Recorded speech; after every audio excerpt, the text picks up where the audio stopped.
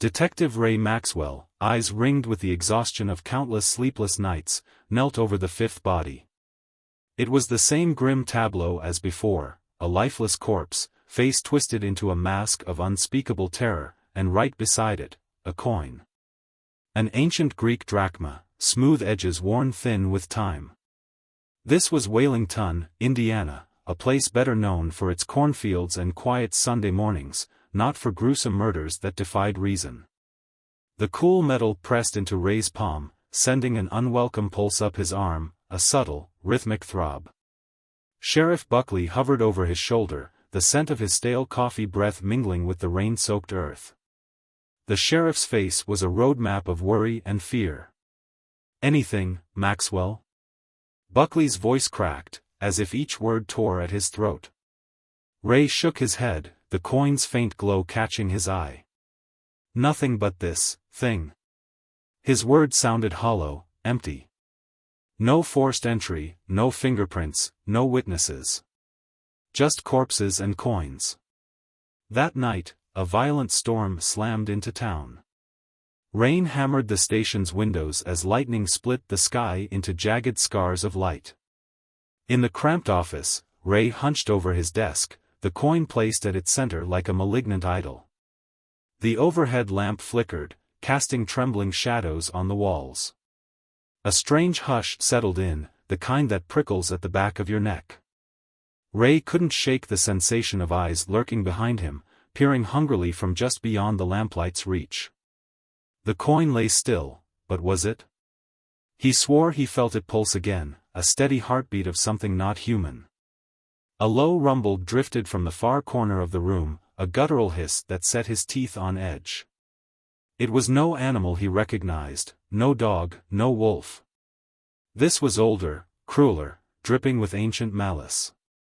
The air thickened until every breath felt like drowning in tar. His skin crawled as if invisible insects skittered down his spine.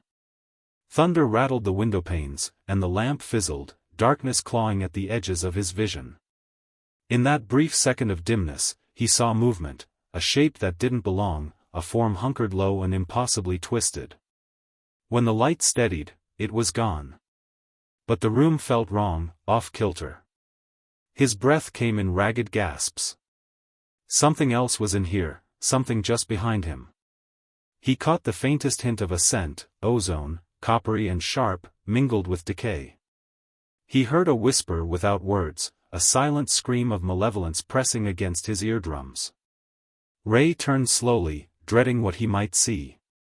The darkness seemed to watch him back, silent yet brimming with lethal intent. He felt a presence slithering closer, felt its cold breath along his neck, yet he could see nothing. Panic seared through his veins. No courage in the world prepared him for this. No years of crime scenes, no gun tucked at his hip. This was older than reason, darker than sin. A presence born of old horrors, summoned by that ancient coin that throbbed with quiet hunger. And he understood, in that marrow-deep terror, that this was only the beginning. Whalington's fields and quiet nights would soon drown in shadows older than any mortal mind. The first taste of fear was here, luring him into a darkness that would swallow his soul. The coin pulsed again, almost laughing. There would be more screams, more shadows.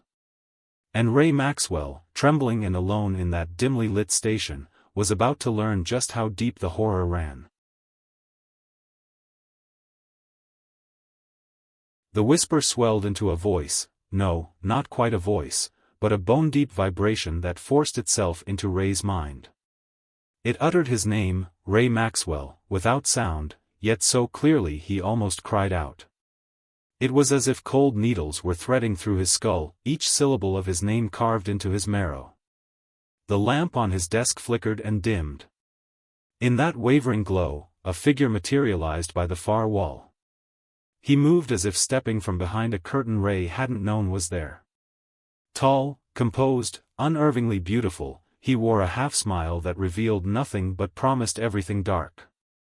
His eyes, so black they seemed to swallow the meager light, locked on Ray's, pinning him in place. "Ray Maxwell," he purred. His voice was velvet over broken glass, slithering around Ray's name like a serpent preparing to strike. "We meet at last." Ray's instincts roared. He stumbled backward, pulling his gun in a single, trembling motion. The stranger merely chuckled, a sound so low and resonant it rattled inside Ray's chest. "No need for such theatrics, detective," he said softly. "I wish only to chat."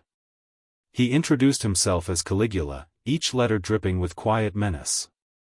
He spoke of the coins, describing them not as objects but as thresholds, tiny doorways to something older and hungrier than any human mind could conceive. He spoke of forces twisting beneath the surface of Wailing Tun, of nightmares ready to bubble up, devouring peace and sanity. The room's shadows lengthened unnaturally as he spoke, as if they, too, were listening eagerly. Ray's mouth went dry. He dared not lower his gun. Yet Caligula seemed unbothered. With a languid tilt of his head, the intruder hinted at events yet to unfold, horrors that would tear the town apart, consume its people like so many sacrificial lambs. Then, without warning, he vanished. A blink, a breath, and he was gone, leaving only silence, the stench of ozone, and a fresh coin placed neatly on Ray's desk. It pulsed faintly, each beat echoing in Ray's temples. Over the following days, Ray's world unraveled. He barely slept, and when he did, monstrous dreams assaulted him, shadowed forms gathering around ancient fires, chanting in tongues older than language, victims screaming in silent terror, the coins, always the coins, gleaming in candlelight, guiding twisted rituals. He woke each morning shaking, drenched in sweat, and still tasting the ash and rot of those nocturnal visions. Then came the morning he arrived at the station and found his partner, Officer Miller, sprawled on the floor. Miller's eyes were wide in death, face contorted in a rictus of ultimate horror. Beside him, of course, lay another of those ancient Greek coins, pulsing like a diseased heart. Rage and despair fused in Ray's chest. This had crossed every line. This was no longer theory or omen, Caligula's poisonous presence had infiltrated every aspect of Ray's life. He slumped to his knees, stomach twisting. This was exactly what Caligula had promised, a crescendo of terror building in Wailing Tun. Ray's mind swam. What was Caligula, truly? Not a mere killer. Something older and far more dangerous, something that wore the skin of a man the way a wolf might wear the night sky. And now, Ray Maxwell stood center stage in his deadly performance. Outside, a storm howled. The wind slammed rain against the station's windows, mirroring the tumult inside Ray's heart. He clutched at his holster, knuckles white, as if the steel at his side could protect him from the unnameable. But deep down, he knew better. No badge, no bullet could stop a force that stepped through shadows and breathed nightmares into waking life. The silence inside the station thickened, congealing into dread. Ray felt a presence, a shifting of the air, a soft scrape as if something large dragged its claws across the floor. He turned slowly, every nerve screaming. The last light flickered, casting distorted silhouettes on the walls. A whisper slithered through the gloom, an oily whisper that curdled thought and reason. It coiled around Ray's spine, and in that hush, he heard the faint echo of Caligula's cruel chuckle.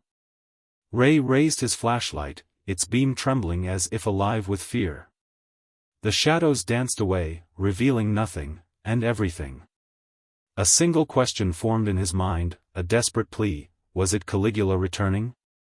Or something worse, a shape spawned from the blackness behind creation, wearing that grin and those obsidian eyes?